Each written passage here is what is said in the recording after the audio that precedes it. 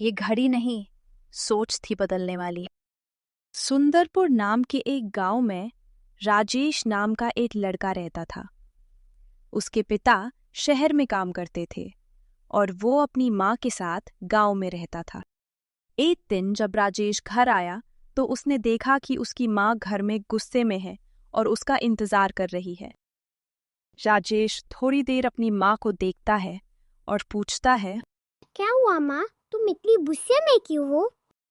राजेश की माँ उसकी बातें सुनकर अपनी जगह से खड़ी हो जाती है और उसे गुस्से में कहती है, तू इस बार भी एग्जाम में फेल हो गया है और तेरे पापा भी शहर से आज ही आ रहे हैं। अब इस बारे में वो ही तुमसे बात करेंगे, तभी तुमको मालूम होगा कि मेहनत कैसे करते हैं। ये बोलकर राजेश की माँ खाना बनाने किचन में चली जाती है। राजेश को माँ की बातें सुनकर बहुत बुरा लगता है। वो पलंग में जाकर बैठ जाता है और सोचने लगता है, अगर आज पापा ने मेरा रिजल्ट देख लिया तो वो मुझे बहुत डांटेंगे। पर मैं क्या करूं? मुझे याद भी तो नहीं होता है, चाहे मैं कितनी भी कोशिश कर लूं। राजेश ये सोच ही रहा था, तभी गेट पर किसी की दस्तक होती है। राजेश की माँ राजेश से कहती है, बेटा देखो बाहर कौन आया है, जरा जाके गेट खोल दो। माँ की बात सुनकर राजेश गेट खोलने चला जाता है। घर के बाहर राजेश के पिता होते हैं। राजेश अपने पिता को देखकर खुश हो जाता है। पापा अंदर चलिए, मैं अभी आप ही का इंतजार कर रहा था। राजेश मन ही मन सोचता है कि क्यों न मैं अपनी परेशानी पापा को ही बता दूं और इन्हीं से कुछ सलाह लूं, जिससे मुझे एग्जाम्स कुछ मदद हो जाए। माँ देखो पापा आ गए। राजेश की माँ किचन से ही आवाज देती है, अपने पापा को बोलो कि जाकर हाथ पैर धोकर आए, मैं खाना बना रही हूँ। राजेश के पिता हाथ पैर धोने चले जाते हैं। खाना खाने के बाद जब राजेश के पिता आराम करते हैं, तब राजेश उनसे पूछता है, पापा मुझे कुछ सवालों के आपसे जवाब चाहिए। राजेश के पापा राजेश की बातें सुनकर बैठ जाते हैं और उसे कहते हैं, हाँ राजेश, तुम्हारी जो समस्या हो मैं दूर कर दूंगा। पापा मुझे एग्जाम्स के आंसर सही से याद नहीं होते और मेरा रिजल्ट खराब हुआ।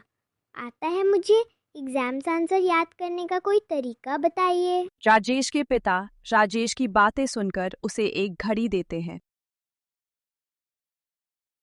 वो राजेश को बताते हैं कि इस घड़ी को अपने पास रखने से तुम्हें जल्दी याद भी होगा और एग्जाम में अच्छा नंबर आएगा। राजेश तभी वो घड़ी पहन लेता है और अपने कमरे में एग्जाम की तैयारी करने चला जाता है।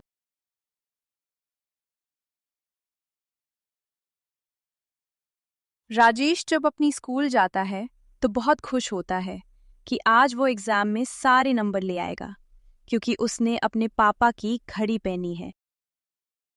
आज तो मुझे एग्जाम में सबसे अच्छे नंबर्स आएंगे। मैंने आज पापा की जादुई घड़ी पहनी है। एग्जाम के बाद राजेश घर लौटता है तो देखता है कि पापा कमरे में उसका इंतजार कर रहे हैं। बताओ राजेश, तुम्हारा एग्जाम कैसा गया? पापा मेरा एग्जाम बहुत अच्छा गया कल। मेरा बहुत अच्छा रिजल्ट आएगा।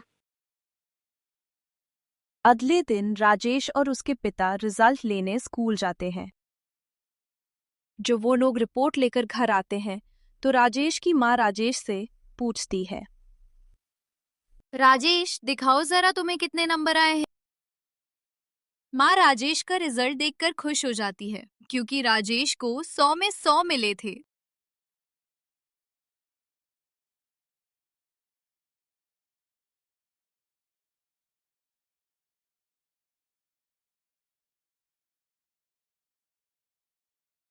राजेश के पिता राजेश को समझाते हैं, देखो राजेश, मैंने तुम्हें जो घड़ी दी थी उसमें कोई जादू नहीं है।